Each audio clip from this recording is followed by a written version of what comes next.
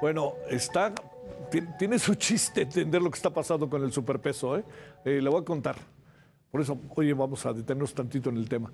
El peso mexicano y la bolsa retrocedieron este día debido a la cautela de inversionistas que aguardan esta semana el testimonio. Ahora viene la economía grande, pues a ver cómo la ve las cosas, del jefe de la Reserva Federal, el señor Jeremy Powell, ante el Congreso y publicación de un informe clave sobre el empleo en Estados Unidos. Pero mire, ¿sabe cómo está el peso? Nomás para que lo anote, 17.99 por dólar. Tuvo una depreciación del 0.10% frente al precio del cierre del viernes registrado por Banxico cuando llegó a avanzar a 17.93 unidades. Es, por cierto, el mejor nivel desde septiembre de 2017.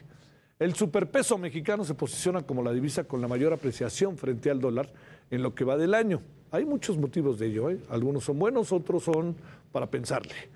Avanzando 7.88% a unos 0.54 pesos, alejándose de lo registrado en diciembre cuando cerró en 19.50 pesos por dólar. Bueno, ¿qué le parece si nos detenemos en el asunto? ¿Qué quiere decir esta variable del superpeso? ¿Qué quiere decir las tasas de interés? ¿Qué quiere decir la inflación? ¿Qué quiere decir las remesas? Todo esto, veámoslo, y le hemos pedido a Gabriela Siller que esté con usted y con nosotros. Ella es directora de análisis económico de Grupo Financiero Base y profesora de economía ya por el TEC de Monterrey. ¿Cómo estás, Gabriela? Muy buenas noches. ¿Cómo te ha ido? Gracias. Muy buenas noches, Javier. Muchas gracias por tenerme en tu programa. Gracias. Te pregunto, ¿es superpeso o qué anda pasando con nuestro peso que está a menos de 18 pesos en paridad con el dólar? Bueno, a mí no me gusta llamarle superpeso porque suena como que somos el franco suizo o algo así, y la verdad es que no, que estamos lejos de ser una divisa así de fuerte, continuamos siendo una economía emergente. Lo que sí es que obviamente llama la atención la apreciación, y entonces uno se pregunta por qué. Y entonces, si nos vamos a la teoría económica, pues hay tres enfoques mediante los cuales pues explican la apreciación que viene desde el 2022 para el peso mexicano. El primero es el de flujos. Las divisas que entran a nuestro país por exportaciones, remesas, inversión extranjera directa. Solamente por exportaciones entraron cerca de 579 mil millones de dólares el año pasado, remesas 58 mil millones de dólares e inversión extranjera directa 35 mil millones de dólares. Es decir, un montón de dinero que provocó apreciación. El segundo enfoque es el monetario, tiene que ver con el diferencial de tasas de interés, y también el año pasado el Banco de México inició antes subiendo la tasa de interés antes que la FED, y ahorita tenemos un diferencial de 600 puntos base, es decir, enorme, ¿no? Y entonces esto también explica la apreciación del 2022, y este año inclusive, pues en el último anuncio de política monetaria, el Banco de México, de la Reserva Federal, hizo 50 puntos base en lugar de 25 puntos base, es decir, hace el diferencial y con esto todavía se apreció más el peso. Y el último enfoque tiene que ver con la capacidad de las divisas de ser objeto de inversión. Es decir, Gabriela, a ver, ajá, perdóname un segundito, a ver, tomen la llamada, ¿no? Porque se nos estaba perdiendo, más bien estaba como a nada de perderse, entonces la tenemos vía telefónica Gabriela Siller. Pagase, ella es directora de análisis económico de Grupo Financiero Base y profesora de economía del TEC de Monterrey. Estamos hablando del superpeso, que ya nos dijo que no le gusta que le digamos superpeso porque parecemos el banco suizo, pero como sea, el peso tiene una cotización que es sumamente importante si nos atenemos a lo que ha sido la paridad con el dólar. Sin embargo, es una variable de las muchas otras que existen en la economía, y nosotros, que somos sobre todo la frontera, una economía dolarizada, pues ahí adquiere otra dimensión. ¿Estás ahí, Gabriela, de nuevo? sí, ya estoy Perfecto. aquí. A ver, Perdón, quién sabe qué pasó con la comunicación. No te preocupes, te planteo de nuevo ahí donde estábamos. Ya sé, no te gusta superpeso, eso dejémoslo para el Banco Suizo, como dices, pero a ver, las variables que van acompañando al peso, como ya decías, ¿no? El Banco Central, etcétera. A ver, ahí nos quedamos y si no te importa, síguele por ahí, por favor. Sí, claro, entonces dijimos exportaciones, remesas, inversión extranjera directa, la política monetaria del Banco de México, que ha sido más agresivo que la Fed de Estados Unidos, y finalmente también las preferencias de los inversionistas a nivel internacional que utilizan el peso ahorita como objeto de inversión, no para llegar a instrumentos financieros denominados en pesos, sino invirtiendo en pesos, ¿no? Y esto, bueno, pues se veía también reflejado en el mercado de futuros de Chicago. Ahora, no es casualidad que estemos ahorita a niveles del 2017-2018. Yo creo que lo que está sucediendo es que a nivel internacional a lo mejor ya se les quitó el miedo a que el Banco de México fuera a perder la autonomía, a que se fuera a perder el Tratado de Libre Comercio con Estados Unidos, o que, pues, no sé, que se dieran ya mayores fugas de capitales, y también, pues, a lo mejor pensando en que, pues, ya está próximo a entrar una siguiente administración y a lo mejor habrá un cambio en la política económica. Entonces, no, el peso no refleja el desempeño de la economía mexicana, no nada más en este año, sino nunca lo ha reflejado. Por ejemplo, en el 2019 también hubo una apreciación del peso y ese año tuvimos una recesión en México. Este año apenas estamos alcanzando los niveles del PIB que se tenían en el 2018, pero en términos del PIB por habitante, el PIB per cápita, mostramos todavía un rezago importante. E inclusive dentro de las 45 economías más grandes del mundo, México está en la posición 36 de términos de recuperación, muy por debajo inclusive de otras latinoamericanas, hasta de Argentina, que ha tenido muchos problemas económicos y políticos. Entonces, por eso no podemos decir que es un superpeso, pero sí la apreciación. ¿Qué tiene que ver? Bueno, pues tiene que ver con los flujos que llegan del exterior, con la política monetaria del Banco de México y con la preferencia de los inversionistas que ya se terminó la pandemia, están dejando sus dólares y entonces ahora se van con activos más riesgosos como lo es el peso mexicano. Oye, ¿conviene invertir en México o no, Gabriela? Sí, bueno, inclusive las tasas están altísimas. Si vemos, por ejemplo, los CETES, que son un instrumento del gobierno y es de corto plazo, pues tienen tasas que no se veían en los últimos 20 años, tasas de interés que inclusive restándoles la inflación, pues todavía queda una parte. Entonces, yo creo que sí conviene invertir en México, pero eso sí llama la atención que los inversionistas extranjeros todavía siguen soltando estas inversiones. Es decir, a pesar de la alta tasa de interés que tenemos en México, no vienen oleadas de capitales a nuestro país o oleadas de inversiones. A lo mejor ya con el crecimiento de la inversión extranjera directa, dado que viene Tesla y que pueden venir otras empresas y que se puede tener en el futuro un mejor desempeño de la economía mexicana, entonces ya veamos mayores entradas de dólares. Pero sí, definitivamente que sí conviene invertir en México. Nadie se pelea con su dinero, pero ¿por qué se metió Tesla a México y no se metió a otro país? ¿Qué supones? Yo creo que vio, pues la oportunidad del nearshoring. Estamos aquí al lado de Estados Unidos. Los costos logísticos no han cambiado cuando con otras partes del mundo, por ejemplo, desde China, a pesar de que tiene un costo de mano de obra mucho más bajo al de México, pues los costos logísticos se incrementaron mucho, los tiempos de traslado también.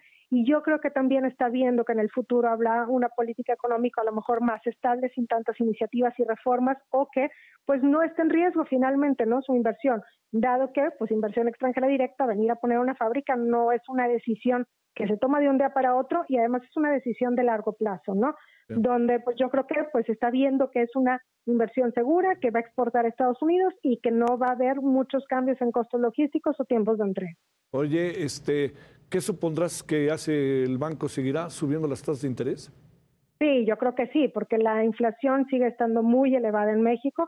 La pregunta es hasta dónde, ¿no? Más bien, yo creo que el consenso de los analistas es que si ahorita está en 11, la tasa objetivo del Banco de México pueda subir hasta 11.5%, pero cabe la posibilidad de que se vaya hasta 11.75%.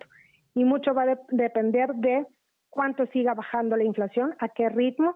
Y bueno, pues la apreciación del peso sí ha ayudado. Si estuviéramos viendo ahorita depreciaciones del peso, pues la verdad es que sería una historia muy distinta del Banco de México. Yo creo que tendría que seguir siendo agresivo con incrementos de 75 puntos base. Entonces, la apreciación del peso pues también ayuda a la inflación. Yo creo que más bien la tasa terminará entre 11.5, 11.75% y que le van a seguir el ritmo en la Reserva Federal este año y que será hasta el siguiente año cuando ya empezaremos a ver recortes en la tasa de interés.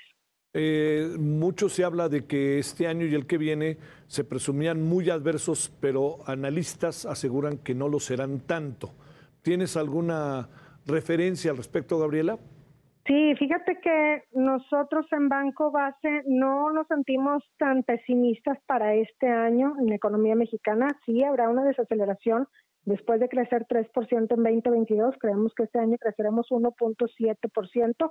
Creo que somos de los que trae el pronóstico más optimista, pero también creemos que, bueno, pues van a seguir entrando remesas, lo cual sigue ayudando al consumo.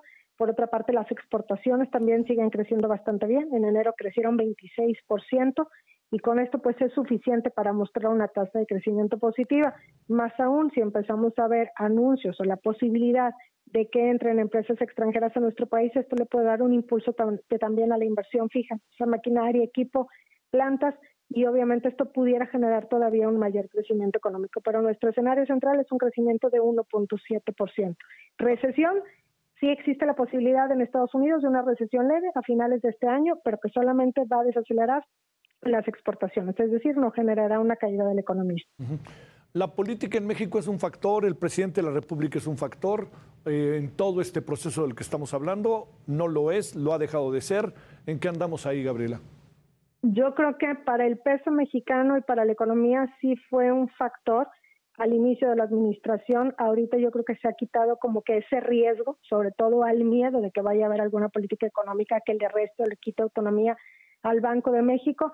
Y mientras que no haya otras iniciativas y reformas que generen incrementos en los costos laborales, por ejemplo, pues yo creo que va a seguir entrando inversión extranjera directa a nuestro país por la oportunidad, no nada más del nearshoring, sino más bien del friendshoring, que tenemos un tratado comercial con Estados Unidos, pero en la medida que la política obstaculiza esto, por ejemplo, como lo que vimos del maíz, que ya Estados Unidos abrió un proceso de consultas en contra de México, esto puede seguir frenando el crecimiento económico. Y no por nada, yo creo que en la encuesta que hace el Banco de México, especialistas del sector privado, la gobernanza sigue apareciendo en primer lugar, sobre todo en la parte de la inseguridad pública. Entonces, sigue siendo un factor, pero creo que ya no es un factor de tanto riesgo como era al principio de la administración. Las obras emblemáticas, el costo que se ha intensificado, que es mayor. Generalmente las obras como el Tren Maya, entiendo que esto sí es algo excepcional, pero Dos Bocas, incluso AIFA, uno sabe que tienen un costo y que en la medida en que va avanzando ese costo se incrementa en un buen número de casos. ¿Pega o no pega la economía a pesar de las buenas intenciones que quisieran tener detrás de ellas?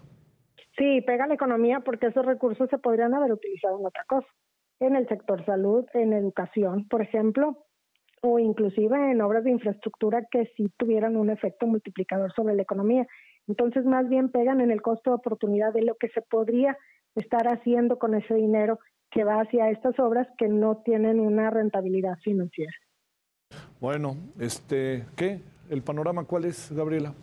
El panorama yo creo que es de desaceleración este año, pero es positivo, un crecimiento de 1.7%, una inflación que vamos a seguir batallando, pero yo creo que sí va a ir a la baja y que vamos a cerrar con 5.1%, una tasa de interés que va a seguir subiendo. Entonces, si alguien quiere tomar un crédito ahorita es el momento, porque la tasa seguro va a seguir subiendo.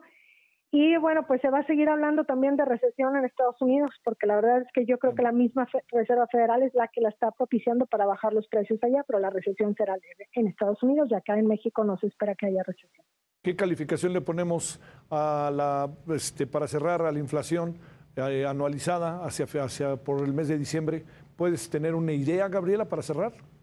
Pues yo le pondría una calificación de 6, porque todavía no está en el pase, todavía está lejos del objetivo del Banco de México. El Banco de México sigue trabajando en eso, pero definitivamente que el contexto internacional no ha ayudado, y de manera interna pues los incrementos en los salarios mínimos y el déficit del gobierno tampoco han ayudado.